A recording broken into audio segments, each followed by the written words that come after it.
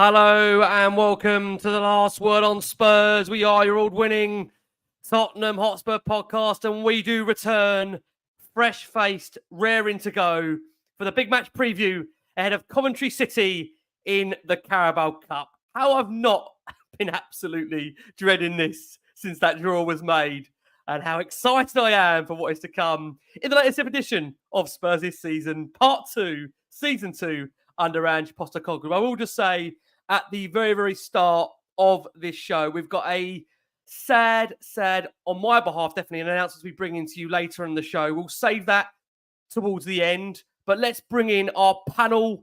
Yes, we're on time. I can't believe it myself. We are. We've got the returning, listen, he's been my co-host, he's been my everything on this show. We've got the wonderful Matty Hayes. Matt, thank you so much for your time. Welcome back to the World of Spurs, Matt. Yeah, I'm looking forward to, I think what is becoming more and more common now, a bit of a therapy session for all of us chatting through Spurs. But with the luck we've had in cup competitions in the last few seasons, I think I'd rather be on the preview than the review. It's a little bit safer, but I'm looking forward to getting into the madness with a great panel. Oh, man. Matt, listen, we're looking forward to it, my friend. We really, really are. Joining Matt on our panel, back always for hard-hitting opinions. Yes, I know. People do tell me we need to bring her on for post-match. We are working on post-match. We've got the wonderful scientist, our very own, wonderful Talia Coren's in the house. Tal, you come at a time of deep, not maybe concern, but nature of therapy being needed. Is that fair? I mean, yeah. I mean, look, coming on the show, not to remind everyone, after a derby loss and going into a cup game is probably not the best middle ground as a Spurs fan, is it? We all know this feeling, sadly, way too well. So, no. As always, looking forward to it, talk through everything, and hopefully feel good going into tomorrow, because I feel like we need that. Let's see what happens, but pleasure to be here as always. Bless you. And the pleasure is all ours for you joining us as always. We look forward to many, many more. Making up our panel. Can I say, what a time for this man to be making a debut season on Last Word on Spurs. I mean, talk about throw him into the deep end and see if he sinks or swims. Look, he's doing his own job, of course, over at the Irish Hotspur as well. We've got wonderful, I've broken it now. It is wonderful Dave over at the Irish Hotspur. Dave, thank you so much for your time. Just another quiet week in the life of a Spurs fan, Dave, right? Look, it wouldn't be Tottenham if we didn't have this roller coaster of emotions, ups and downs. What I will say is football is a wonderful game and things can change very, very quickly. Hopefully that's tomorrow night. Thanks again for having me. Bless you, mate. Pleasure's all ours. And I think it does make me laugh, Matt, when we had, of course, on Angie's autobiographer not too long ago, when he said, strap in, it's going to be a ride. I don't think he meant every bloody week. But such is the nature of Spurs at the moment that, look, we do love them as much as we can detest them at times. Of course, that we love the football club. And like I say, for us, we're entering what maybe feels like a big week, big month, big period under Ange Postecoglou Spurs. And again, there's lots, I will just say this at the start of this show, there's lots of different feelings about where they are on the manager, where they are on the squad, where they are on the team, where they are on the board. For me, look, I think we've done Last One Spurs now for over the last 7-8 years, and Tal was here in the early days. Matt and Dave came in at more of a time where we're all now on a YouTube show itself now. But we've always wanted to become measured, but we want to be measured. We want to be balanced. We want to try and not make these shows draining. And I think the key is to try and bring that kind of variety of balance to the show, which is why we have so many incredible, amazing guests that come on week upon week to give their views on all things Spurs. And look, I think, can I be honest with you? I don't think there's a right. I don't think there's a wrong. I think, if I'm going to be honest with you, we all want the same thing. The question is always, how do we get there? How do we navigate how to get there? I think that is a lot of the questions going around the Spurs fan base right now. But look, we are here. We don't want to talk about Sunday too much, but we'll talk about where we are for this upcoming game. Matt, let me turn to you. Spurs do return in action in the Carabao Cup this upcoming morning, or this upcoming evening for those that are listening back on the rerun on audio, for a championship side, Coventry, away. Yes, there are concerns. It's a banana skin, and so much is made, of course, about the whole trophy drought around Spurs. And Ange Postecoglou would have nothing more to be the manager who finally delivers a first piece of silverware since one day Ramos won this competition for the club in 2008. And having exited this competition in such disappointing fashion at the early stage of last season, I think many will expect Spurs to progress maybe from the outside looking in. But I think every Spurs fan that goes into the nature of this game against Coventry knows it is a potential banana skin. We know we're going to make changes for the game. How big, Matt, to again, not go OTT, how big is this game in the context of Spurs' season, just to get some momentum and some belief that we are still very much on the right track, despite what you could definitely say, I think, is on the whole, progressive performances in terms of possession with the ball, but really lacking that killer instinct in the final third, Matt. How big is this game for you? It's a very big game, but in the context that if we win, it doesn't matter. If we lose, it's a disaster. Because it's a game that we're going into expecting to win, that nothing can happen in this game that makes us feel more optimistic or makes us think that the team is better coming out of it, because we're playing championship opposition that has had an iffy start to their season. They're in 14th after 5 games. They're not scoring many, although they're not conceding many either. It's a team that we should be beating comfortably, whether we play our first team or whether there is a little bit of rotation in there, like Ange alluded to in his press conference early today. If we lose, it's a disaster, and the noise and the conversations that certain people within the fan base are having about Postecoglou's future gets a lot louder. And just to get it out of the way, to completely establish, I'm not there. I'm still fully backing Ange Postecoglou and what he's trying to do at Tottenham. But this does have the potential to be detrimental to our season and to his career at Spurs. And while I love to hear the optimism that he has with continually reiterating that he always wins in his second season, he corrected his phrase from usually to always. While I love to hear that optimism and that determination, and while we need someone who can change that mentality within the team, within the club, not just the team, the staff, the board, and everyone around, where they can change that mentality to match Ange and the need for success and the drive to win trophies. I think he's putting a target on his head with comments like that. And as soon as something does go wrong, if it goes wrong, it's going to come back and bite him. And I think the backlash will be a lot stronger than what it would have been had he not made comments as strong as that. So I'm worried about what it could become. And like I said, I think a win is just a formality if it does happen, that nothing will be better. Carl, bringing you in, this is an opportunity for Spurs to immediately bounce back from that defeat to Arsenal at the weekend.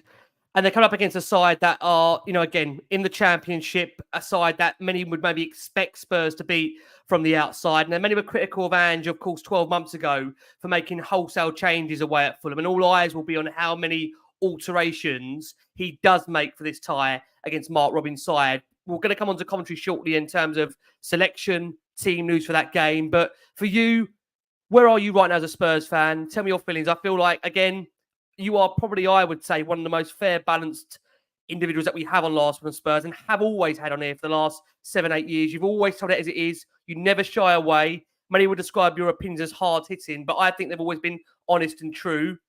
And I'd love to know where you feel we are at the moment. Tal, for you. Thank you. I appreciate that. As everyone knows, I'm just a Spurs fan like everyone else and go through the same emotions / feelings as everyone else. And, we all feel this together. But I think, for me, this conversation's pretty boring. How many times over the years have we ended up in the same rut? No matter who our manager is, we kind of end up having the same conversations. Are we still backing him? Are we doing this? Are we doing this? Our turnover's been insane, as we all know, over the last X amount of seasons. And for me, I'm just like, we're here again and we're 4 games into a season, and that just seems a little bit mental. And I know it's really difficult, and actually it's the opposite of last season. I think all of us came into this season being super optimistic. We had such a good start to the season last year before, as we know, all of those injuries happened. And I think this year we're expecting to come out all guns blazing, really show what we've got, compete from the offset. And I think where that's not happened, as usual, people just get so carried away and kind of spiral into this space. And it's not healthy to do that. We definitely have problems. Of course we have problems. We're all seeing the same thing. There's nothing, we can't be like, oh, this is perfect and I'm loving what we're seeing. Yes, we've got possession, but we still have the same concerns over set pieces. We're seeing the same problems over and over again. Possession doesn't win you football games, and we've not started in the right way. And that is naturally a concern. But for me, you can't just stop backing Ange, because even if you're not with him right now, who do you think is coming in to change that? I think I used this terrible analogy before, so please excuse how terrible this is. But, if you're in a relationship with someone and time again, you're kind of breaking up, having the same issues, there is a point where you realise it can't be that person and there is a common denominator, and that is you. And I think as a football club, we are experiencing the same things in cycles just over and over again.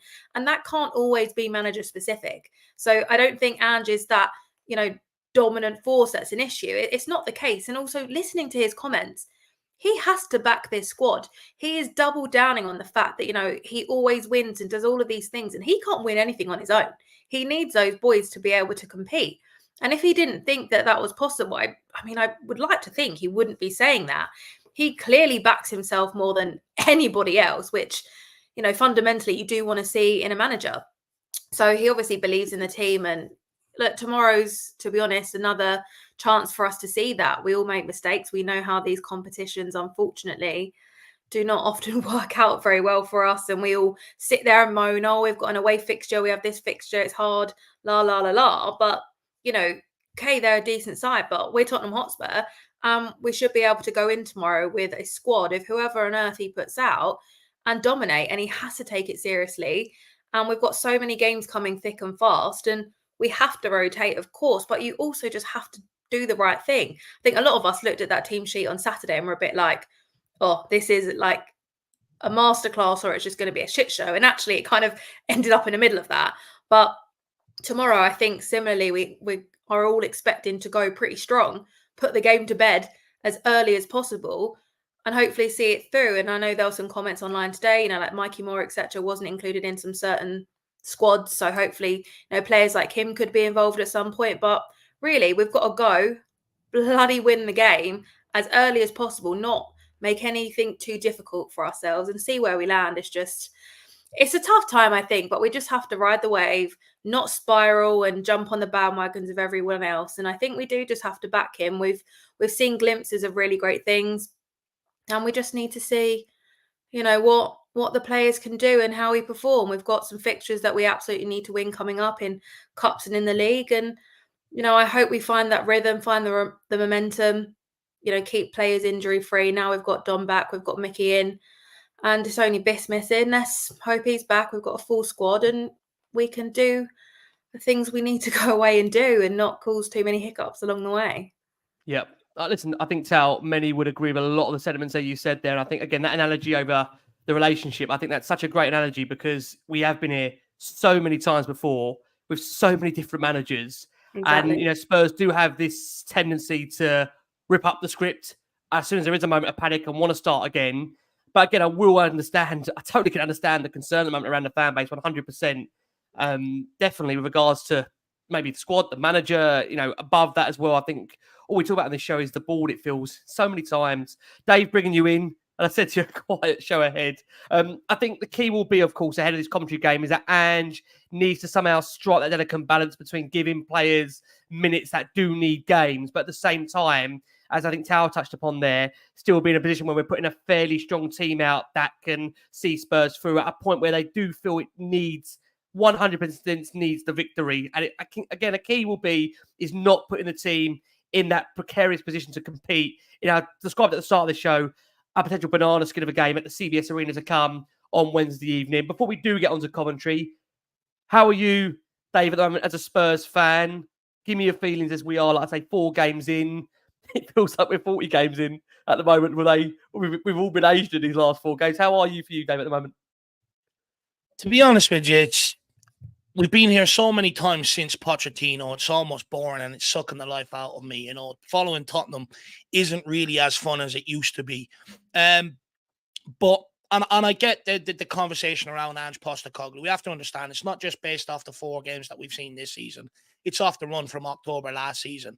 The same issues are still rearing its head this season. So I do understand a lot of the concern around Postecoglou, our away form, our performance, the results that we're picking up. But I don't think everything is entirely Postecoglou's fault. Set pieces was a massive problem under Jose Mourinho and under Antonio Conte, not just under Ange Postecoglou. And to be fair to the guy, he's tried a different solution this season with the half zone and half man marking. But when you've got players switching off from set pieces, that's not entirely down to him. He has no control over that. when you look at our problems going forward and putting the ball in the back of the net, it's something I tried to highlight when I was on here, Ricky, after the summer transfer window, that I don't think we've done enough in the window to really alleviate the problems in terms of bringing in quality out wide or even up front to be able to get the goals and the consistency that we need from them. And unfortunately, it's already coming back to haunt us. Also, it's not Postecoglou's fault the club decided to cash in on Harry Kane. And once we've cashed in on him, it was always going to take a while for this forward area to sort of click, find the right personnel. And even with Son, as good as he is, Kane enhanced him. He always had that player to work with. Now what we're relying on is just completely Son to be our assister, our creator in chief, but also the guy that finishes the move as well. And when he doesn't, no one else sticks their head above the parapet.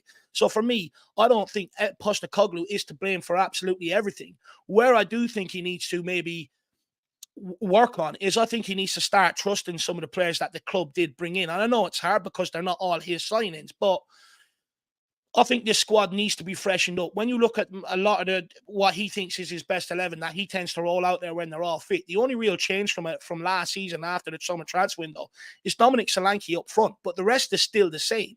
And he keeps putting them out there and expecting maybe different results, but that's the definition of insanity. And for me, I just think the squad needs to be freshened up. And heading into that game tomorrow, I would make the changes. When you look at preseason, the most players that gave me a lot of joy across the course of preseason, Bergvall, Archie Gray, Mikey Moore, Jed Spence, players like that. It was actually the first 11 players that, we would call the first 11 that were actually a bit disappointing over the course of preseason. So for me, I actually think he needs to make changes heading into that game tomorrow, because if he doesn't, I have a fear that if he rolls out the strongest 11 possible, I fear they might let him down. Because when I look at games, especially this season, Leicester, Newcastle and Arsenal, when things go against us in games, we almost lack the belief or lack that fight to really sort of get back into the game or go and try and put it right. That is a concern for me. And I think it should be a concern for Postecoglou. And that's why I say I think he needs to freshen up, because if he doesn't and we end up losing that game tomorrow, unfortunately, I think it will cost him his job. I'm already seeing mannerisms of what under Jose, under Conte, where he's snapping at reporters. You see the Romero tweet, he said he didn't know about it, but the players are saying that they've spoke about it beforehand and stuff like that. And there's so many mixed messages coming out right now. I can already see the remnants of the beginning of the end of Postecoglou. Look, I'm a big Postecoglou fan. I think we do need to give a manager time. I don't think we can keep going on with this hiring and firing policy. And by the way, it's not the fans that hire and fire the managers, it's the board. And the reason why the fans are so quick to want to get managers gone as soon as results aren't coming our way is purely because they fire a manager as soon as things go wrong, rather than stick there and back him. And I think the board need to come out and double down and back Postecoglou, keep him in his position so that we can come out the other side. Because if you keep chopping and changing managers, you're never, ever going to have one full squad with every pieces of the puzzle to really ever go and compete and deliver trophies. So I do think stability right now, when you look at clubs that have challenged Man City over the last couple of years, it's been Arsenal who stuck by Arteta through tough times. A bit of stability there, gave him the pieces of the puzzle over time. Same with Jurgen Klopp at Liverpool. So that, for me, over the last few years has proven that that's what needs to happen, especially at Tottenham Hotspur, if we really want to go and compete. But at the end of the day, it really doesn't matter what case I make for him to stay, what case someone else makes for him to go. Football is about winning. It's a results-based industry, and results will be the one that dictates whether he stays or goes. But if he loses tomorrow, last thing I will say, if he loses that game tomorrow, when he came out and doubled down and says, I always win things in my second season, I think if we go out of the cup, which is our best chance of winning silverware this season, which is the Carabao Cup, if we go out of that, then I think a lot more fans lose a lot of buy-in, a lot of belief. And I also think some of the players will start to lose buy-in and belief because the Premier League's already off the table. So after that, you've only got Europa League and the FA Cup, which are long shots. So I think this is absolutely crucial for Postecoglou's job. And I don't want to be in this position. Like I said, I'd like to give him time, but it's a results-based business. It's interesting you say that, Dave. I mean, after doubling down, as you said there, Ange, insisting in that Sky Sports interview that he always wins trophies in his second season. Destiny Udogie liked the clip of that via Fabrizio Romano's Twitter, Instagram at the time, whatever you want to take from that. So it does feel like there's still players very much buying in. And I think that's one thing I will just say is that, there's certain things you normally see as a fan when it comes to players that are losing it with the manager in terms of the dressing room. I think one thing that I haven't seen in any of the 4 games this season, there hasn't been a lack of attitude, a lack of desire, a lack of belief. I think there is maybe an element of some confusion around maybe what some players are asked to be doing when it comes to delivery into the box, playing out wide, centrally. And I think, again, that might come with the fact that there are new players in there. But at the same time, he's kept a relatively, you'd say, 11 that have been playing together. It's only been a few players that have chopped and changed. I mean, again, Dominic Solanke was only in there for a second time, of course, at the weekend. Yet to see Bergvall and Gray. You would imagine these players will be featuring, you'd imagine, in this Carabao Cup tie. Interestingly, look, friend of the show, Sammy Mockbell, for those that have missed it, did quite a big article with the Mail, actually, before us coming on to record this show. And Sammy's understanding is at the moment there is no hint of any danger of Ange Postecoglou's role at Spurs. Despite the past, the board have shown a willingness to move on managers that are underperforming. Members of the team believe that their performances have offered an improvement on the opening 4 matches of last season, a run that saw them take 10 points from a possible 12. Postecoglou's messaging to his players in recent days echoes the prevailing sense that Ange remains at the heart of the operation, steadily, fastly, loyal to his footballing principles, and Ange has reiterated this point to his squad that they remain on the right path, that nothing changes, and to remain calm. However, there is an acknowledgement that outside noise is starting to manifest. There are claims there's no plan B. The defensive line is far, far too high, which Spurs, as we know, have deployed since Ange Postecoglou has been in the role at Tottenham. But privately, Ange is asking his players to trust in him and, more pertinently, to ignore those who insist that Ange ball is failing. A goalkeeper, we understand, was not viewed as the primary target during the summer, or priority target. The one perceived glitch in the club's summer recruitment, however, was their failure to land the high-energy central midfielder that Ange Postecoglou had yearned. Now, Conor Gallagher, according to Sammy, was the club's primary target for the role, and there was a confidence that Tottenham would be able to take advantage of Chelsea's race to comply with profit and sustainability rules, PSR, in their pursuit of the England international. Of course, that failed. Conor Gallagher joined, of course, Atletico Madrid. The other target Spurs were understood to be holding a genuine interest in was that of Jacob Ramsey, but it became abundantly clear the Midlands club were not interested in selling after overcoming their own PSR issues. Now, we know Spurs earlier in the part of the summer put in a bid of Giovanni Lo Celso within the region of £20 million to try and land Jacob Ramsey. That was firmly turned down at the time. Now, gradually, what was viewed as a priority position at the start of the summer became less as that window progressed. And we mentioned a lot here, me and Matt, about there being this concern of Spurs not addressing the number 6. However, from what Sammy Mockbell tells us is that there's been the growing influence of Archie Gray, who behind the scenes we understand is a player that is very much obviously one for the future, but Spurs believe he's one for the now. He to date has only made 2 substitute appearances so far. He's settled into life behind the scenes, and there's that reinforced belief that the decision to not sign an established midfield man will eventually be the right call. And Ange Postecoglou, along with Johan Langer's data-led approach, we understand, spawned a host of strategic changes in terms of how Tottenham do identify their targets. It's been well known Spurs have gone with a more data-driven model. A youthful and energetic personnel were viewed as key attributes going in to this summer transfer window. With a focus on recruiting players who could handle the physical strains of Ange Postecoglou's relentless approach, but also footballers who have the ability to adapt to their own games to the instructions of Ange Postecoglou. We know the recruitment operation has left certainly a few noses out of joint. We know, of course, that popular and well-timed, long-serving manager, coach, scout of the club in David Pleat did depart. At one point, of course, David was not being allowed to promote his book via the official club channels. We understand from the Supporters Trust that decision has now been reversed and Spurs are in touch with David Pleat. Make of that what you will, the timing of that. But I think the key thing to take away is at the moment, there seems very little chance that Ange is going to alter his approach, according to reports out there, particularly that non-negotiable high defensive line that has split opinion. And despite their indifferent start to the season, the stats do seem to suggest that Spurs are on the right track if you do want to go along with stats alone. But look, many may feel there's an element of this is just starting to click. But again, there is a concern out there that, again, stats and where we are right now is forming a concerning narrative. Now, look, I don't want the show to be draining. I don't want it to be a show that is going to be delving in depth with Ange Postecoglou and the form, but it'll be crazy of me to not be bringing it into play given where we are right now. And Matt, I will start with you in terms of the form. And I think the key thing about this is can we all see a long-term picture? I think that is really, really important. Now, in terms of the start to this season, as people are well aware, we've played 4, we've won 1, we've drawn 1, we've lost 2. It's 4 points out of a possible 4 games. Spurs have made their worst start to a season in 9 years. They've had 7 defeats in the last 11 games. It's 10 points from our last 11 as well. And in terms of who they've come against the wins, they've come against promoted teams like Leicester, Sheffield United, Burnley and Everton. 0 points from Arsenal twice, both at home. Newcastle twice, Chelsea, Liverpool and Man City. And in 7 London derbies under Ange, when we're looking at West Ham, Chelsea and Arsenal in isolation, it's 0 wins, it's 2 draws, it's 5 losses.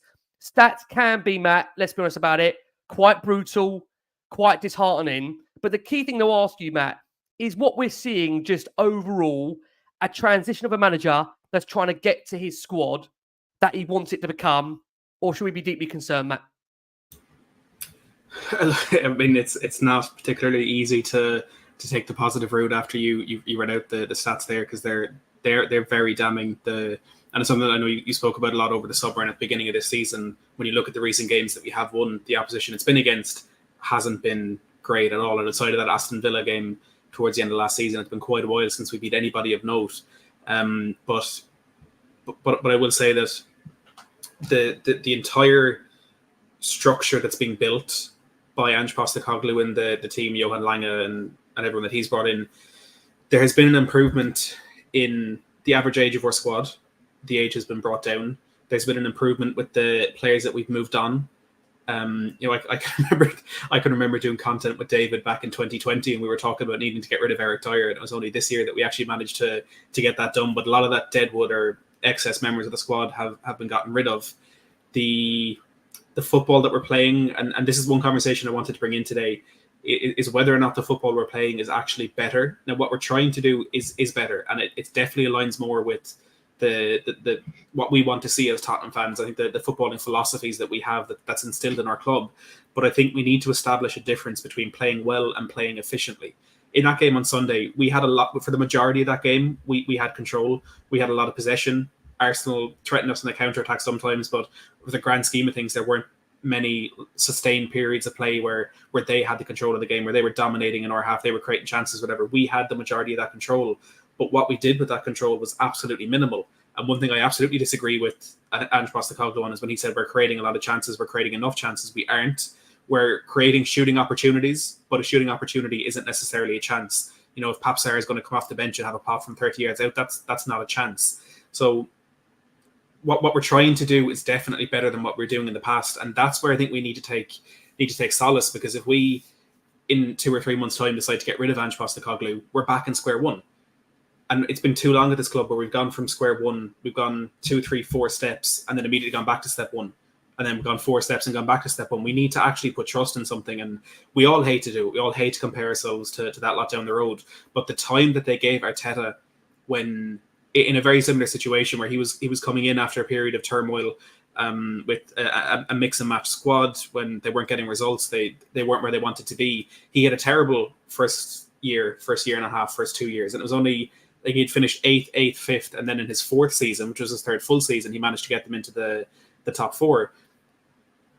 It's not often in the modern game where managers are given that time, but the unknown for us is whether or not that will work with Postecoglou. What we do know for a fact, as we have seen with Tottenham over the last 5, 6, 7 years, is that if we sack a manager at the first sign of trouble, we don't benefit from it, because we end up in the same situation 12 months down the line, 18 months down the line. Like Talia said, if the same issue is coming up every time, we need to think, okay, there's a different way to approach this. There's a different solution that we need to find. And I would much rather commit another 18 months to Ange Postecoglou and see where it takes us than commit 18 months to somebody who we don't even know the name of to start all over again. You know, that 18 months is going to be spent on someone either way. Let's spend it on someone who has the platform there, who has the basics. And like I've said, from the minute he came into the club, has the same values in football that we as the fans have. And I say that with the complete recognition and the complete acknowledgement that the results aren't good enough. The performances as a whole this season over the last 6 months have not been good enough. but we're seeing the progress there, and I think it's important that we just give it the chance to carry out and see the way it goes. On the point you made about the recruitment there, and the midfield conversation is one I've been thinking about over the last couple of days, mainly because Postecoglou didn't look towards Archie Gray or Lucas Bergvall on the bench on Sunday when we needed fresh legs in there. We needed fresh ideas in that midfield. Bringing Timo Werner on for James Maddison was I can't use the words on here to describe what I actually think about that, because you'll get demonetized, Ricky. I think that the news that we got that Ange wasn't particularly keen to go out and get another number 6 because of how these players were impressing in pre-season, that was really good news, and it's great to hear that these players are coming in and are better than what we thought they'd be. But if you don't trust them, like you would have trusted Conor Gallagher, or like you would have trusted another experienced number 6 to put them into a game like that one against Arsenal to try and catch that game by the scruff of the neck, well, then questions come up and say, well, have you taken the easy route and just decided, yeah, we'll do what we have, or have you actually made a decision that you think benefits us over the course of this season? And that's something that I probably missed in my analysis of that situation over the summer, but I thought it was brilliant that these players were impressing as much as they were. But yeah, I think regardless of the flaws, regardless of the shortcomings, we need to give this time and just see where it takes us. Yeah, I mean, look, we said it at the start of the show. We've been here so many times before under so many different managers. I mean, look, Dave, they're not kind stats. And unfortunately, like I say, when you go back and look at some more of these, which aren't kind at all, in the last 22 games since January the 1st, Spurs have drawn 4, won 8, lost 10. So that's just under 50% of defeats. One of the wins were only against a top 10 side, Aston Villa away, being December of 2023. 7 of the other wins were against bottom half teams. Spurs haven't beaten a big 6 team in our last 9 attempts. And when you analyse those 22 wins, and Postecoglou has had as Spurs head coach, Bournemouth twice, Burnley 3 times, Sheffield United twice, Liverpool, Luton twice, Fulham, Palace twice, Newcastle, Forest twice, Everton twice, Brentford, Brighton, Villa. So I'd say 15 of his last 22 wins have been from teams in the bottom half of the table. I'll ask you the same question, Dave. Are we looking at a manager with inconsistency because, again, he's trying to formulate a squad, he's trying to formulate a plan, or is this deeply concerning where we should be worried when we look at the nature of some of those results that we have been having in the last 4 or 5 months? And we'll just unmute Dave there. I know he can't better talk about Tottenham. We don't blame him. Look, the stats will tell you that it's all doom and gloom, but I don't think it is all doom and gloom. I think there's a lot to get behind. We dominate teams. We put ourselves in really good positions. We turn ball higher up the field. The problem is we just don't turn that dominance into chances. But the reality is, we've had so many good breakaways or good opportunities over the last few weeks to be able to kill teams off before they've even came at us up the other end and got that goal. If we take them, we're having an entirely different conversation here altogether. In years gone by, sacking managers has only proven to be a short-term fix. All we've seen is that initial manager bounce, but we haven't seen anything else of substance beyond that. It hasn't lasted. And for me, I think, with Postecoglou, also, I know a lot of people don't like the fact that he reiterates about, doubling down, saying I win trophies. But I think, again, when we had Jose and Conte here, they were always dampening Spurs fans' expectations, telling you why they couldn't achieve, whereas Postecoglou is giving us expectations. I find it refreshing. He's telling us what he wants to do, what he wants to achieve. But he's also had a massive turnover, a bit like when Pochettino come in here. There was a lot of stale players at the club that he needed to get rid of. Some of them stats that people keep reading out to me, they're combined with the back end of last season. And I think to a degree, you kind of have to understand that going into this season, it's more of a new squad. A lot of them players are all gone. The amount of players that we've got rid of. And going into this season, we are seeing teething problems of, Ange Postecoglou getting his team together and trying to find the right solutions and stuff like that. Look, like Matt, I'm not naive to know that the guy is under pressure. He needs to start delivering results. But there's a lot to be able to get behind with Postecoglou, and I do think results will start to come. Usually when you're dominating games, at some point that dominance does start turning into goals, then goals start turning into points. And for me, that's his biggest problem, is that forward line. It was our biggest problem last season. It's going to be our biggest problem this season. But when you sell someone like Harry Kane, it's going to leave you that void. He was our best creative player and our best goal scorer.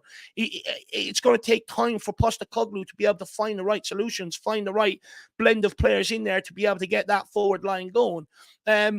So for me, like I said, I think there's a lot to get behind with Postecoglou. I don't think we should be knee-jerking right now. I think, like what Talia said earlier on, what else really is there on the market? You know, we could bring in another pragmatic manager here. You're not going to get someone as attacking as Postecoglou.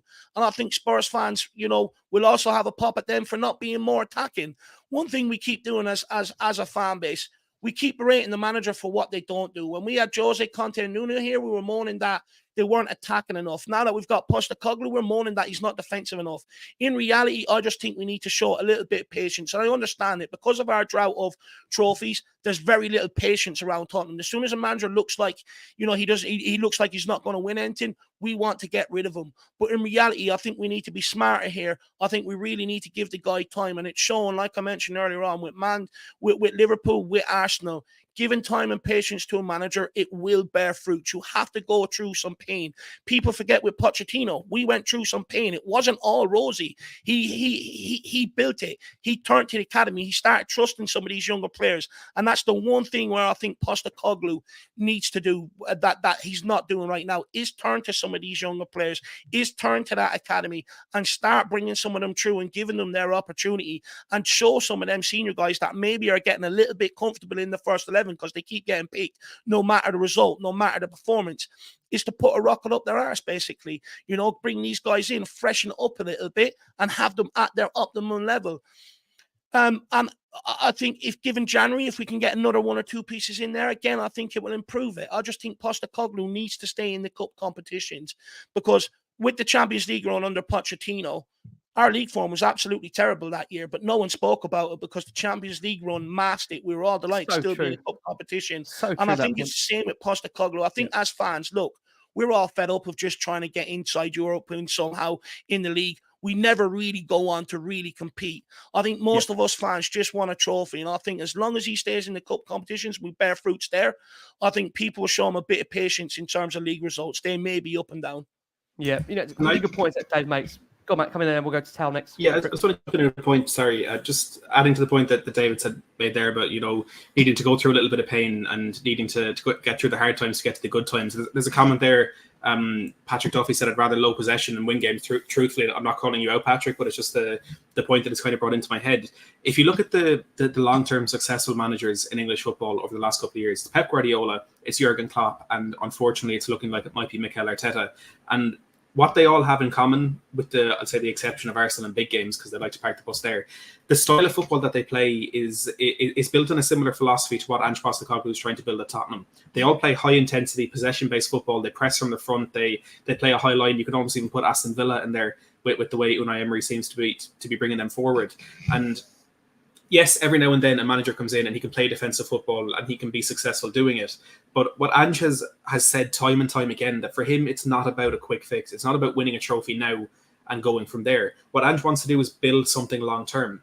And I think the proof is in the pudding with how that's worked in English football in the last decade or so. The managers that have had that long-term success, that continued challenge at the pinnacle of English football, and even in European football for City and Liverpool, the way they've played football is the way Ange is trying to make us play football. So I think we need to disassociate from that idea that the only solution is to win a trophy now. Of course, that's what we all want. Of course, that's what we want for this football club. But with what Ange is trying to build and what's done elsewhere, it's that building something for a long-term, sustained challenge for trophies is where we need to be. I think that's very fair points. They are. I mean, look, Tal, I want to come over to you. And look, you know, I think many would say a good indicator of where we are in this process is that we're good enough to force a top team to play on the back foot, i.e. around 65% possession, but not mature enough and lacking the quality to punish teams. Hence, you know, the XG that we've seen across the season. You know, I know set pieces will again dominate the discourse, but teams are allowed to score from corners and free kicks. And I think this narrative that it's been a problem for us, you know, this season can't be said it's true. You know, Spurs have deployed, we know, a new, of course, coach in there, the assistant coach in Nick Montgomery, that has been handling a lot of their set pieces. And there has been, I think, many can I think we can't deny this. There has been an improvement over set pieces up until that Arsenal game, and Spurs dealt with all of them bar one. I want to ask you, Tal, look, when we look at, again, I hate to revere back to it, but in the balance of fairness that I'm trying to do on this show, you look at some of those concerning stats out there. The last 32 games, Spurs have picked up 44 points. When you average that out over the course of a season, you're finishing between 12th to 14th. And then this is a side that have only kept 4 clean sheets in that period. We know Spurs have only won 2 of their last 16 away matches. He's lost 16 overall as Spurs manager. He's got a 47% win rate. And for context, that's lower than any other Spurs manager in over the last decade. And you're looking at around the 15, 16-year mark. And that's based on a pool of around 42 games there. And you look, again, further in his career and what it's been like in other places, this is his second lowest win percentage in the last 10 jobs he's had in football management since Melbourne victory in 2013, where he had a victory percentage of just 46%, his second worst win percentage. So to some degree, Tal, he's not used to this. He's not used to having such a low win percentage in the recent periods of his career. Tell me your feeling. How do you feel, like I say, when I'm reading these stats out to you? Is it fair to say this is a man that's undergoing a serious rebuild, or is this a man that is not getting to grips with the job, in your opinion?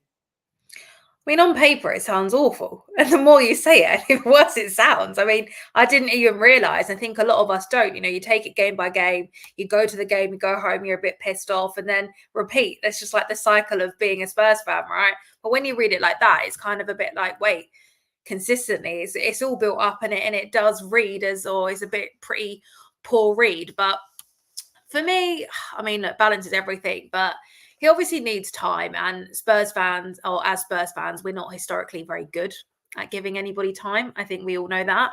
I'm definitely not here for like the revolving door narrative, and sacking him is completely counterproductive. So I definitely am not in that territory whatsoever, but I do think he's very stubborn.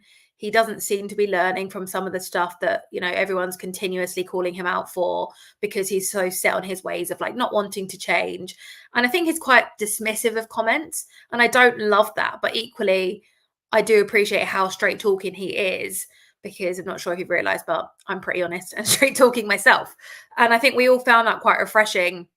Off the back of the riddles of previous managers, we're like, wow, Ange actually comes in and just tells us exactly how it is. So when I hear those comments about him kind of doubling down on winning and being that confident, I'm like, he must feel that way. Otherwise, I don't think he'll say it, because he's only putting himself there to be like, or completely destroyed if that doesn't happen, which, you know, we really don't know. But look, we're clearly building for the future, and we aren't where we want to be at the moment. We have to win games to win trophies. We need to win to put points on a board. And at the moment, those stats are not looking as polished as we want them to be.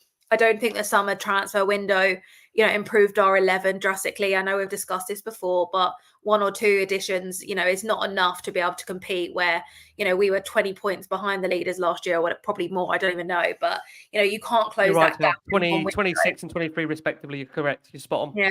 Thought so. So we can't close that gap in such a short amount of time. So we do have to be realistic and not in fantasy land. But like I said, stats don't lie. But I do just think we have to be patient. There's things we're concerned about, whether it's the high line, the set pieces. You know, for me, every time an opposition team has a ball in the box, we feel like we're going to concede. Or if they've got a corner, they're celebrating like they've already scored a goal, because we know 9 times out of 10 we will concede from that set piece. And that's... Can I ask you, Tal, just on that point you mentioned there, you are there every home game, okay?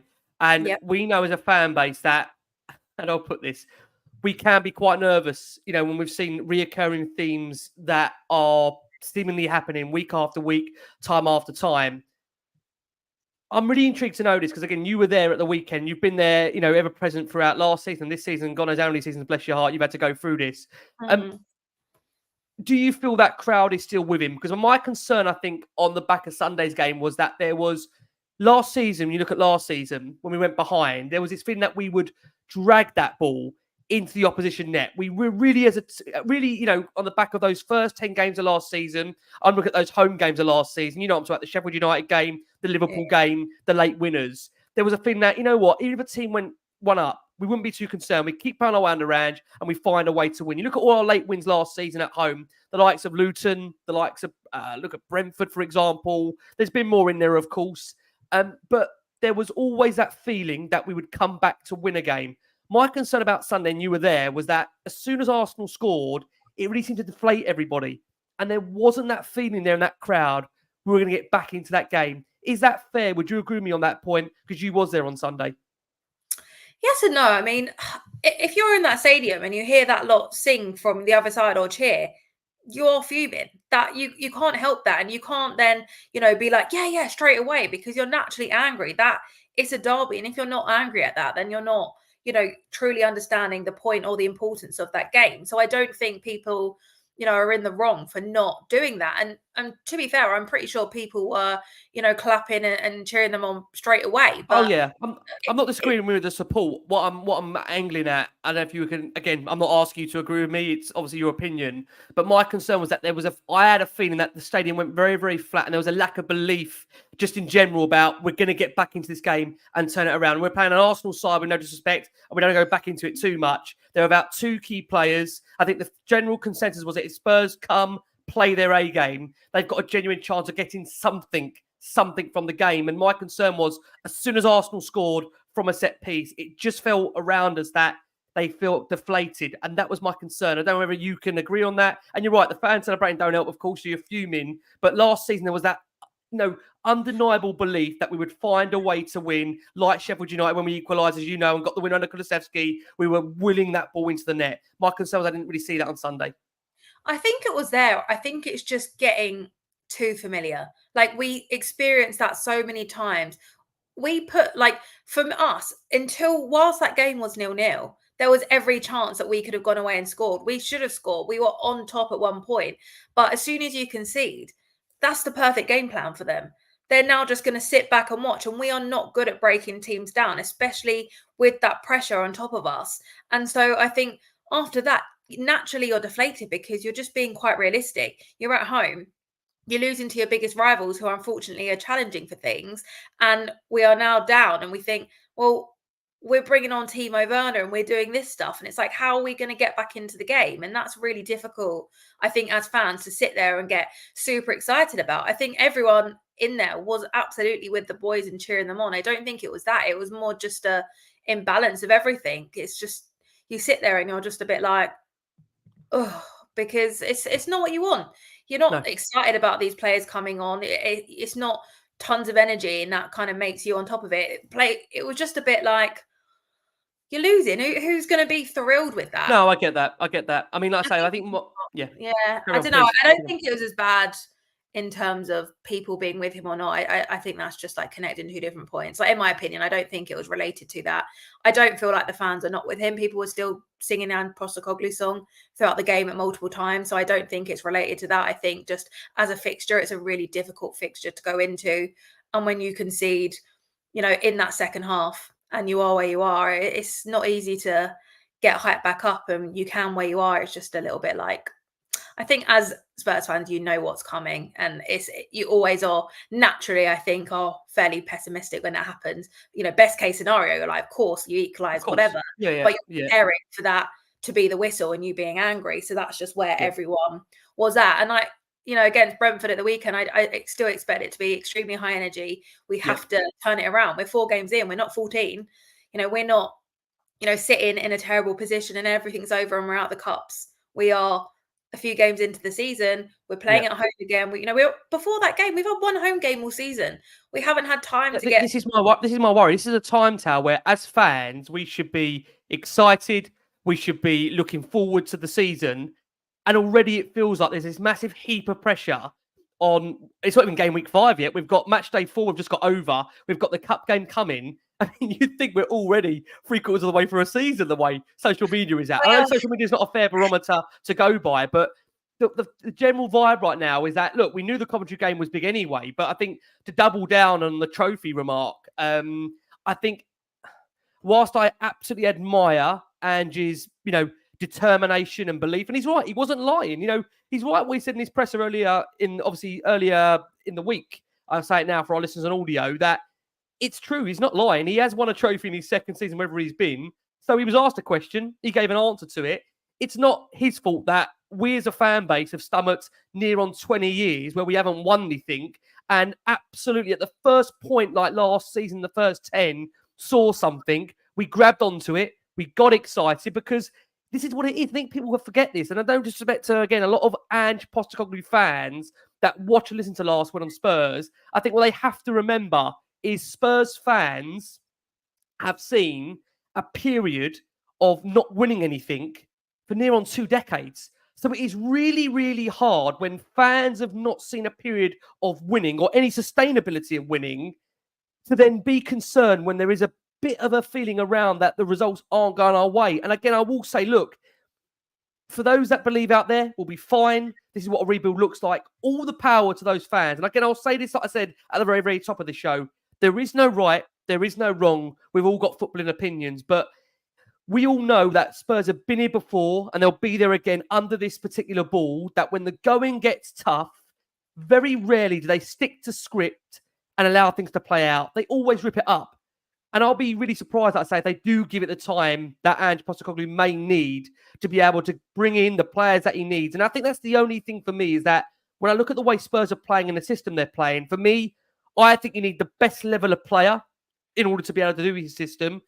And my concern is that he got that at Celtic, may have got that at some of his other clubs, but at Tottenham, with no disrespect, they're not going to give you that kind of finances to do so. They just haven't done that. You know, again, look at the windows under Spurs and Enoch. They just don't simply give you the best personnel player to do that. You can say to me, Mickey van der Ven, yeah, that's one player. But I'm talking about the forwards. I'm talking about the midfield. And we all felt, I think, going into the summer, to not go back into that we all felt Spurs needed to upgrade in certain areas. It hasn't happened. They've got big hopes around Archie Gray. And I really hope, you know, for Archie Gray's sake and for our sake, he's going to be a top talent.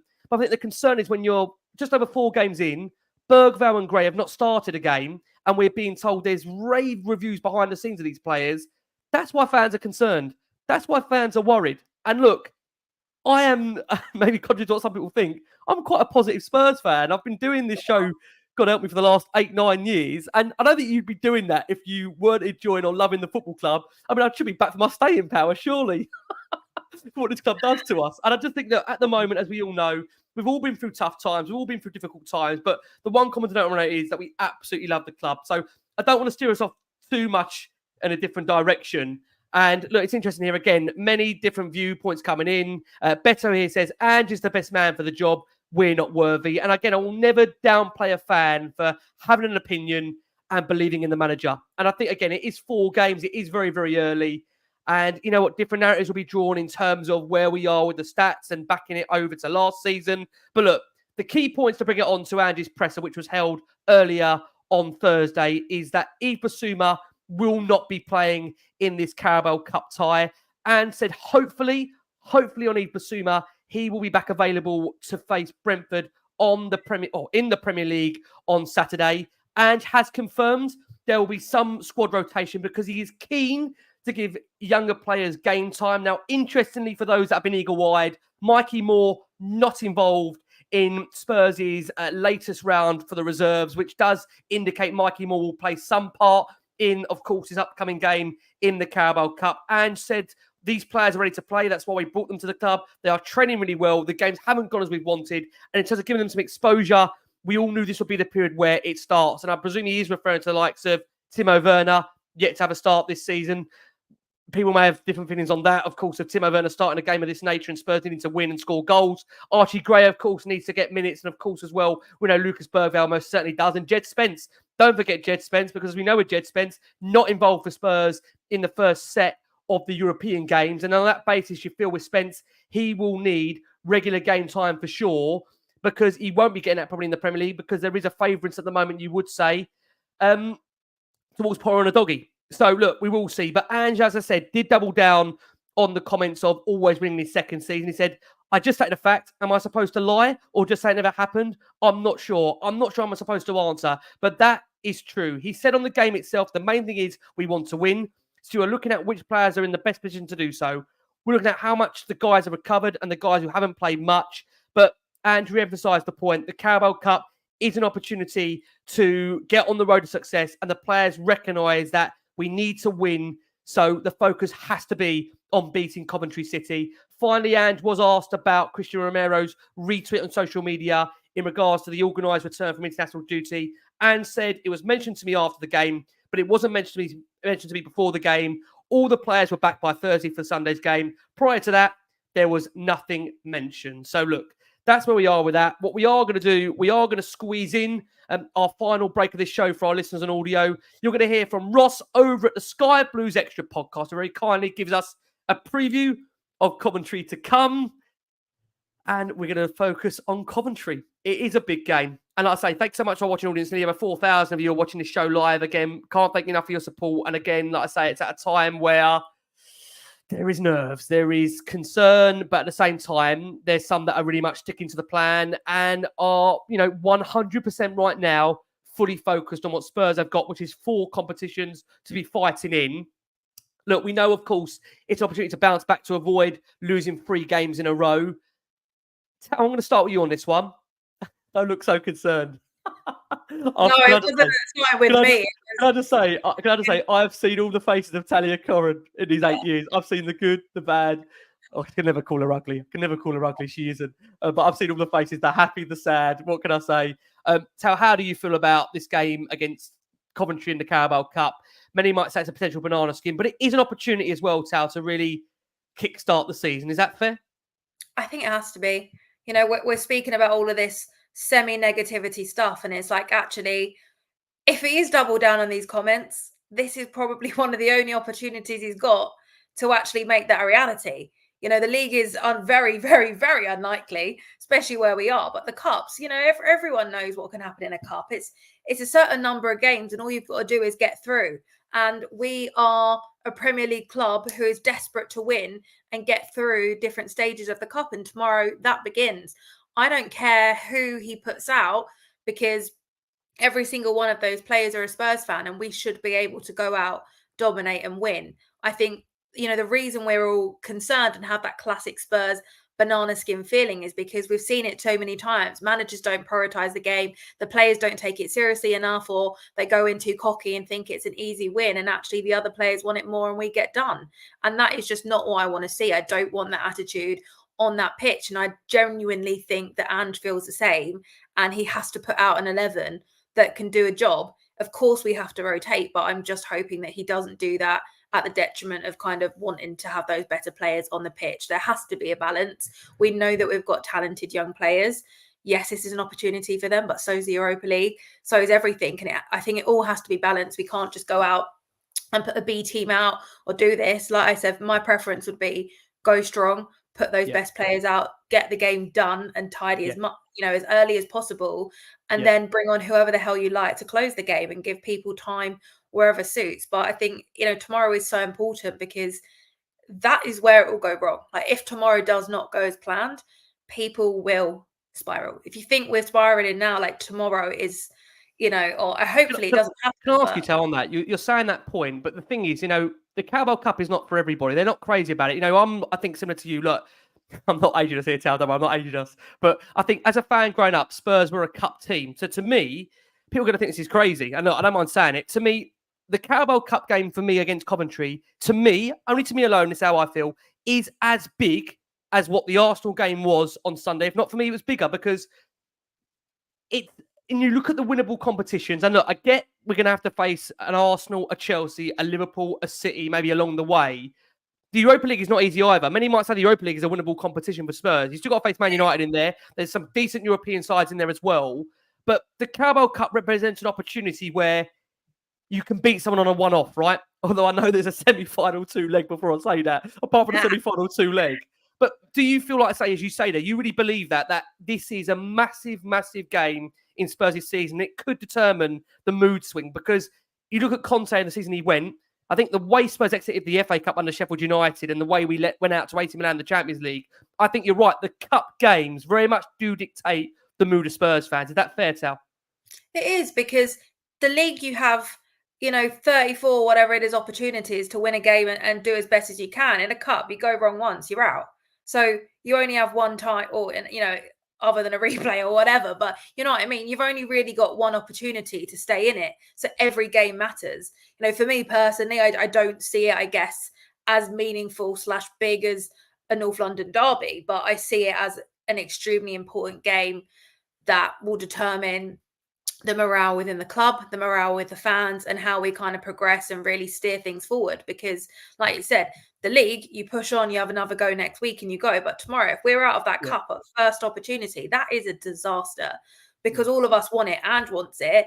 And I think he has openly been, arguably one of the only managers to come out and be so strong about wanting to win a trophy, that you can't then do that and dismiss what tomorrow means, because then that just doesn't make sense, and it just means he's a massive hypocrite. So I think he has to view tomorrow as huge and put out a team that can absolutely win. I think we're also forgetting, with the conversation we've had about, adapting all this stuff, Ange is new to the Premier League. He's not played in these competitions before. He's not done this stuff before. So it's new for him too. And, he needs to kind of come in and take everything seriously and just really put himself on the map throughout all competition. Like you said, at the moment, we're still in 4 things and we have as much chance as everyone else. So tomorrow, you have to view it as exactly that. So for me, it is important, because I just think it is a springboard for what's to come. And, I want the right players to play tomorrow and just see glimpses of good stuff, because also we like competition. That's what we want. We've said this forever. When we had the same players that just get into our squad, that's something we're all frustrated with. We've got players starting in our 11 that aren't doing a good job. They're not. I can tell you on that point. For example, if Mikey Moore does not start the game, but Timo Werner does, I think that is going to really rile the fan base, because, you've got a young kid there, Mikey Moore, that signed a professional deal because he wants to be playing football, wants to be playing at Spurs. If Timo Werner's going to be ahead of him, we know respect to Timo Werner. We saw his contribution at the weekend, for example. I don't want to scapegoat one player. I feel really sorry for Brendan Johnson and what's happened. I would never scapegoat a player, Ricky, ever. Well, how do you about Doherty? Let's not offend the Irish here, can we? In Dave and Matt. But I think the key is, as Tal says there, coming over you, Dave, it's about getting that 11 right. So there's a feeling of hunger going into the game. Now, we know, of course, last season with the Fulham defeat, we made 9 changes, and respectively on those 9 changes, Davinson Sanchez headed out the door the next day, as did, of course, Dane Scarlett as well. He went out on loan. What do you think Davey's going to do? I mean, there's a wide consensus that he needs to get this right. It feels that he may have learnt a lesson, but he's been openly admitting that he needs to be making changes. Players need games. What do you see being a safe bet to do here, Dave, for you? To be honest, I think we're going to see another 9 changes tomorrow. I think Vicario and Dominic Solanke could be the only 2 that might get their position in that team. And I think when, people looked at the changes he made last season and goes, he's not taking the cup competition seriously. I think that's wrong to say. And I think even if he makes 9 changes tomorrow again, I think that's wrong to say, because football's a squad game. There's a reason why they allow you a squad of 24, 25 players, and these cup games have traditionally, all my lifetime, where managers have used it to give some of their fringe players the opportunity so that they can buy some confidence or earn some confidence off the manager as a means to get into the first 11 or break into the first 11 or getting more minutes off the bench in certain games. And also, I don't mean to be funny, but if we can't beat Coventry with some of our players on the periphery of the squad, then what are we doing here? Coventry are in the Championship. We're a Premier League team. We're inside the top 6, never been relegated from the Premier League. We should be able to rotate and make changes and go out there and get the victory. In years gone by, it's shown that we haven't been able to do it. In fact, I'm a little bit nervous, because when you look at a lot of our cup exits, some of the embarrassing results we suffered across Europe as well, they've all been away from home. We haven't turned up away from home in cup competitions, and it's a huge hurdle that we need to get across. But like I said, I think Postecoglou does need to make changes. I think he needs to freshen up the lineup. I think there's too many players in there that have maybe gone a little bit stale or maybe losing their way a little bit. And back in pre-season, I'll keep harping on about it, Mikey Moore was one of the best wingers over the course of pre-season. He should get his start tomorrow. Playing Timo Werner does absolutely nothing. The guy is in his prime. He's not going to get any better. He hasn't proven, any fans wrong that had criticisms of Tottenham Hotspur signing them. And quite frankly, he offers very little in terms of going forward, beating his man and stuff like that. I think Udebert should get a chance on the other side as well to see what he can do. You look at Archie Gray, Bergvall, Jed Spence, all players that really put in the performances pre-season, that Postecoglou spoke about being impressed with a lot of these guys taking their minutes. And I think Postecoglou needs to turn to some of these guys to really freshen it up. If you have to rely on the likes of Son, James Maddison, Romero, and Van de Ven to go and beat Coventry tomorrow, then we have absolutely no hope this season whatsoever. And it just shows that, again, we have a bit of a weak squad. And it's something that we've been sucking into thinking because our squad players haven't turned up in years gone by. But that is something that needs to change. I remember European games. I remember cup games. Harry Kane's first goal, Shamrock Rovers, in the UEFA Cup that time. We had a mix of mixed players out there. I remember us going up to Hearts, thrashing them 5-0. We played a lot of our B team. We have to get back to that. That's why it's a squad game. And plus, Postecoglou also has to have the long-term picture. The more minutes you put in your starting 11 legs players now, come the business end of the season is where it takes its toll, where they run out of steam, where they don't have that extra mile in their legs. So he has to manage their minutes, particularly someone like Son. He's 32 years of age. You should be able to take him out this game and rely on other people. And I think that's what Postecoglou is going to do.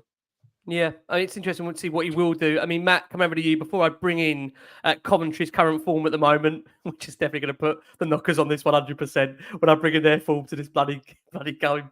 Even though I've dreaded it enough, I've got to bring in Coventry's form. Can you imagine what that's going to do to me? Matt, what do you think he's going to do? We had these debates a lot, and we had them in the summer about cup competitions, the emphasis of them. Look, I'm sick of saying it. Everyone knows how much the cup competitions mean to me. As they know, it's the barrel for me where I've got Arsenal up there home and away twice, and the cups come after that very, very quickly. That's how I feel about, Spurs in general when it comes to the season and how big it is. What do you think to do, Matt, in terms of the changes? Will he get it right? Will he make the right decisions in terms of that selection for you going into Coventry now? We are where we are in terms of form and position. Oh, will he get it right? It's a big question. I think what I do want to preface my answer by saying is that in the cup competitions last season, I don't think what we had last year is going to be a true reflection of what we will have in the cup competitions under Postecoglou. He said it himself, that game of Fulham was a learning experience for him more than it was for the squad, and more than it was for the fans. It was his first game in cup competition in England, and I think he admitted, if I remember correctly, that he got it wrong and it cost us the Carabao Cup. Then in the FA Cup, we were beaten by Man City.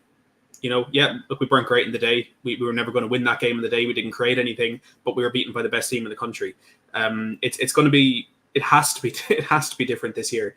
I think what I am kind of happy about is if you look at the team that played on Sunday, there's quite a few players that didn't play that I'd be happy to see starting tomorrow. And just from the bench in that game, Pape Sarr, Wilson Adebayor, Jed Spence, Radu Dragusin, Archie Gray, Lucas Bergvall. I'd be happy to see all of them start this game. Add Mikey Moore into the mix. And there's a lot of rotation there where we still have a squad that I'm happy with and a squad that I'm confident is strong enough to win this game.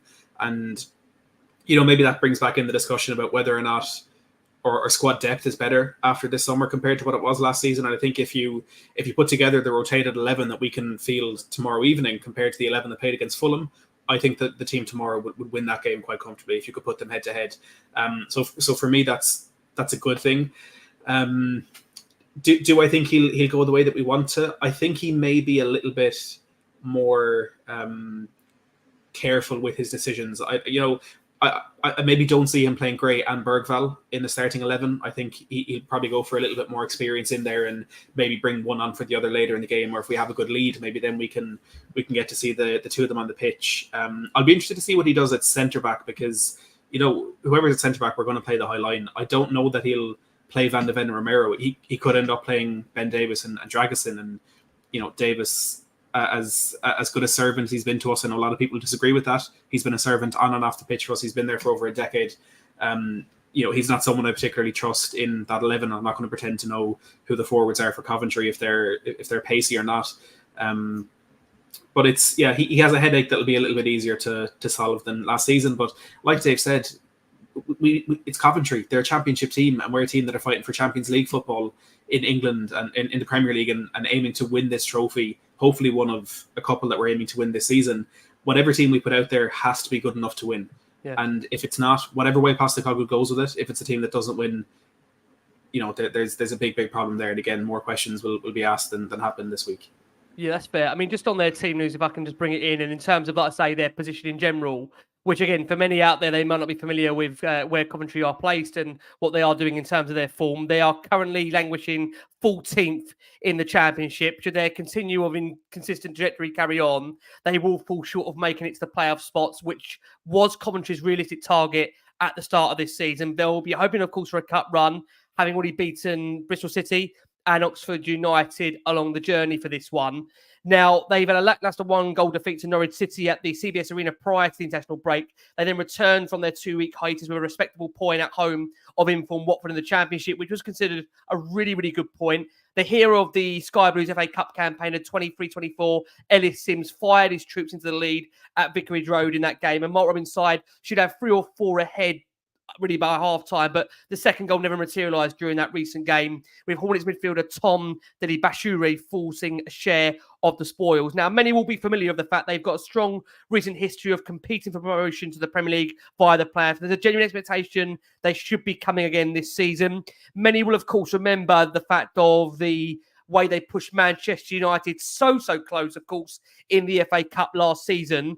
And look, I think that's why, again, for many fans going into this one, they're not a side to be underestimated. And I think we've learned our lesson in the past of cup defeats to lower league sides. When you look at, of course, Colchester, Sheffield United, there are more. I'm not going to age you. I'm not going to scare you too much. But I think we all appreciate that any Spurs fan that's just dropped off the planet of Mars may think it should be a routine win. For those that have been in and around this club for the last 25, 30 years, I think we all are aware and acutely aware, given the recent form, as to how, just to be clear, puts her finger up there. We all know this is not going to be an easy game. I know, we've all been there. In terms of injury news, we've been very lucky to give a comprehensive update there for our listeners on audio when it comes to the injury news going into this one for, of course, Coventry. But for those that are watching this live, there are some concerns with regards to some of the players. Ben Sheaf being one of the more major absentees for Coventry City going into this one. They have also got concerns over Joel Litebedouer. Glad I'm not saying that every week. Could you imagine that on Last Word on Spurs? Me trying to pronounce that every week, bless his heart, Joel. He was forced off in the second period with a knock against Watford. Tatashiro Sakamoto's injury till 2024 has continued into this campaign.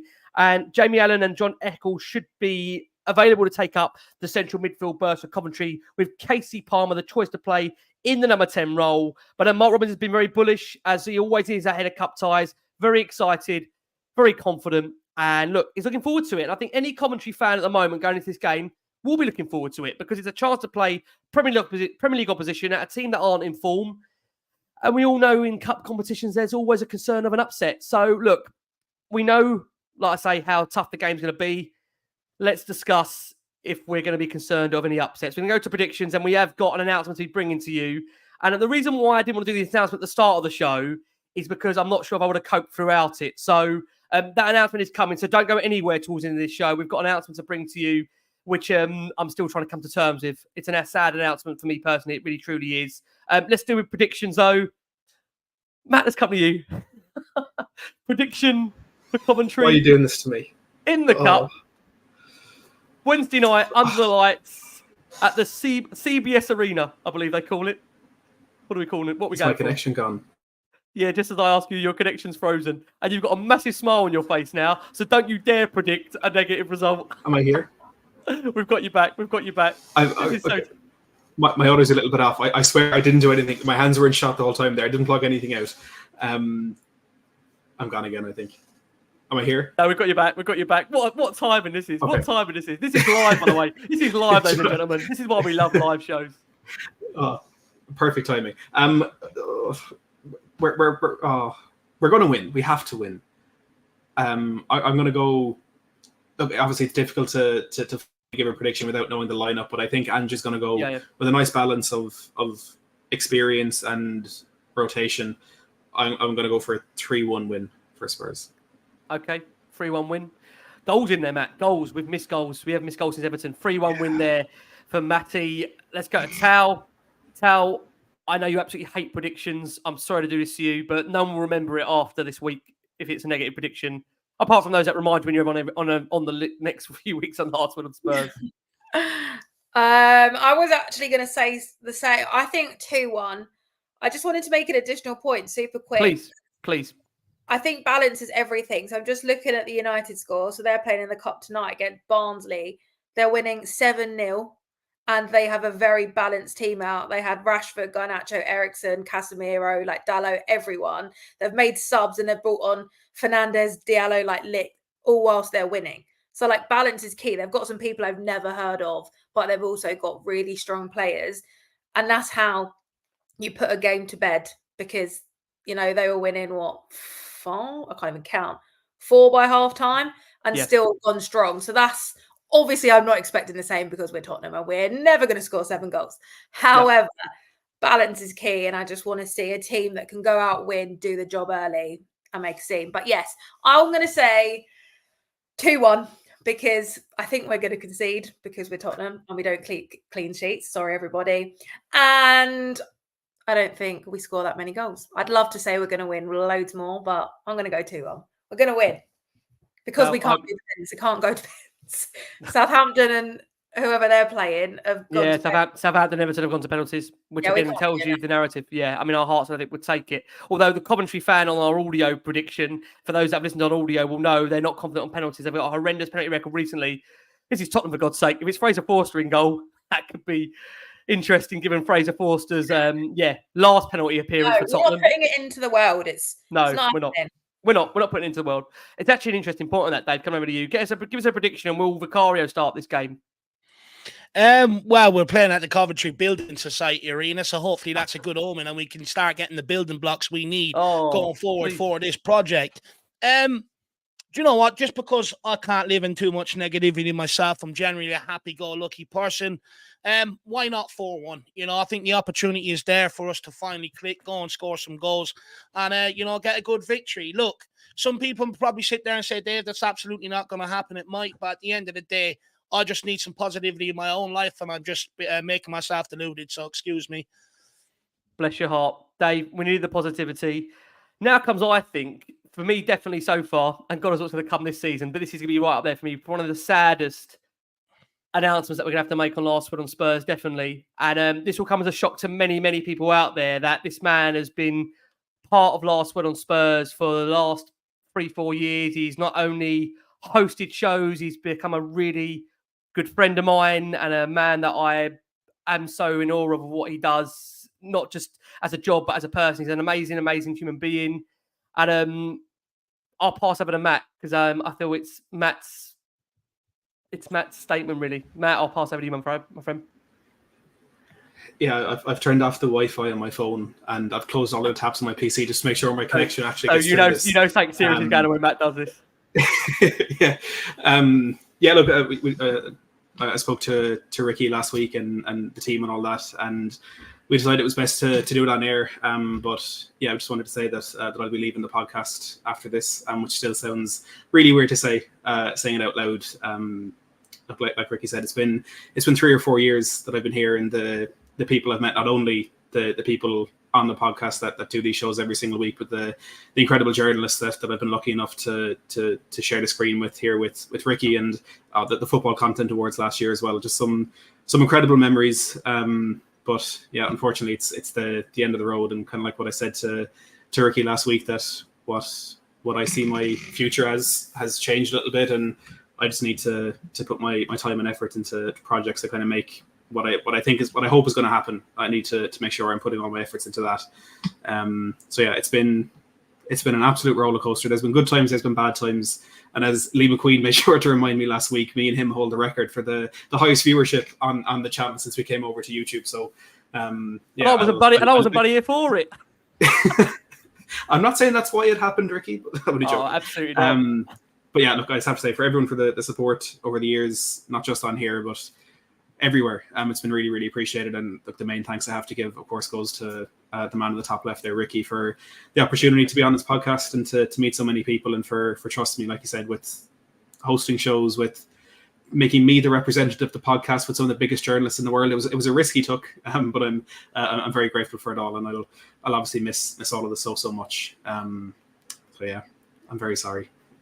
Matt, you don't have to be sorry, mate. Listen, I think the one thing I always say to people is whatever they want to do in their life is follow your dreams, follow your ambitions, and be what you want to be. And obviously, deep down, I'm devastated to be losing you on the podcast because you've become not only just, like I say, an amazing contributor to the show, but a really, really good friend of mine. And look, our relationship will go beyond, of course, as it will, the podcast, mate. I'm so, so excited for what is to come for you. Although, of course, that's tinged with sadness because it means I haven't got you on here to be an agony aunt, to be a co-host, to be doing what you do. But I think, mate, like I said to you off air and I'll say it on air, I think whatever you put your mind to, you're going to be amazing at what you do. You're a truly amazing human being. I've loved having you part of the podcast. I know Dave has known you for many, many years. And I think you'll be a massive loss to not only the podcast, but I think in general, if we get to where you want to be, Matt, maybe the Spurs community. We don't want to write you off too much. I'm sure you'll be still on X, giving us your feelings about Spurs, but I think we're definitely going to miss you on the podcast scene because I think, look, at times of when maybe right now, maybe you might feel, it's not put it incredibly crazy, we might be going through some form of a bit of a crisis. I don't think it is a crisis. Look, we're 4 games into a season, but people, I think, really crave the need for measured, honest, credible opinions that people can hold on to and feel that we're going to be okay. And I think, Matt, whatever you've been on this show, in the last 3-4 years, I would describe you. It's not often I want to describe someone like Ben Davis, but steady. And take out any mistakes he's made in the last however many years. But you've always been a voice on here that I think has always been fair balanced. One that many have turned to at a point of when it has been quite chaotic and crazy. You've kept it real. You've kept it measured. You've kept it decent. And on behalf of me to you, mate, I'm going to miss you ever so, so much. You're an amazing person. And yeah, I wish you all the very, very best for the future. But I know, mate, you're in safe hands of whatever you're going to do because you're amazing. So look, Thank Matt, you so much, we can't thank you enough. I don't want to make everyone tear up. We're in a cup competition. We shouldn't be tearing up just yet. We might have to save the tears for what's to come this season. But I'm going to miss him. Dave, let's come back. Dave, thank you so much for your time, mate. We loved having you on the show. What a time to be making your debut with us this season. Never a dull moment. Where can we find the work the Irish Hotspur does for not only the Irish community, but us Spurs fans in general, because we need the Irish community to keep us going here. Yeah, look, you can find me over at the Irish Hotspur. You know, I put out content there as often as I can. So I'm not everybody's cup of tea. I fully understand that. But those of you who do maybe like listening to me, that's where you can find me. I just want to say quickly as well to Matty, double down on it as well. This guy gave me an opportunity and a purpose in life when I was going through a lot of tough times. And I'll never forget that. And, I wouldn't be doing this if it wasn't for him today. So, Matty, thank you. That means a lot, Dave. That means a lot. And I do have to say as well, I would have given a lot of this all up a long time ago if it wasn't for the positivity that Dave brought to everything when we were watching Jose Mourinho and the I can't even call it football. The positivity and the energy and the joy that David has brought to everything has made all of this a lot easier and a lot more fun at times as well. So yeah, sharing the screen with you as well, Dave, over the years has been an absolute pleasure too. Tal, God, I'm going to cry. This was not meant to be the emotional show. We've not even played commentary yet. But I know you got to know Matt. Listen, that football content awards night, it was fun, right? It was fun. We had It was fun. It was a good night. That was very fun. Yeah, mate, listen, as I said, we wish you all the very best. Sorry, Dave. Oh, mate, what can I say? I think again, it's a reminder that for those that think, even when we come and do a podcast, it's about football, please don't forget there's human emotions involved. We care deeply about friends, people in this community, and that should never be forgotten. That, look, football is one thing, but please don't forget family and friends and life in general. And I won't believe many people saying this. There are bigger things in life than football. Sometimes it doesn't feel like that because we absolutely adore our football club. We love our football club. And in that moment of watching them, it feels like the most important of really unimportant things. But like I say, we'll be back with you after the Coventry game. But look, the night does belong in these final few moments to Matt. Matt, again, mate, I can't thank you enough for everything you've done for the podcast. I'm going to wish you the very best. Dave, thank you so much. Tal, thank you so much. An emotional end to a last word on Spurs. And I can only implore as the comments come in here, Matt, like I say, the effect you've had on the Spurs community, on last word on Spurs in general speaks volumes, mate, about the love for you out there. So, mate, we wish you the very, very best in your next venture. Adam, we'd love to see you again at some point. I'm sure it won't be the last time, mate. We'll see you, hopefully, please God, with a trophy that we can all celebrate and much, much more. From the wonderful Dave from the Irish Hotspur, from the superb Talia Coren, from the wonderful, for the last time for a while, the wonderful Matty Hayes. We've been the last one on Spurs. We urge you to keep safe, keep well, and above all, come on, you Spurs.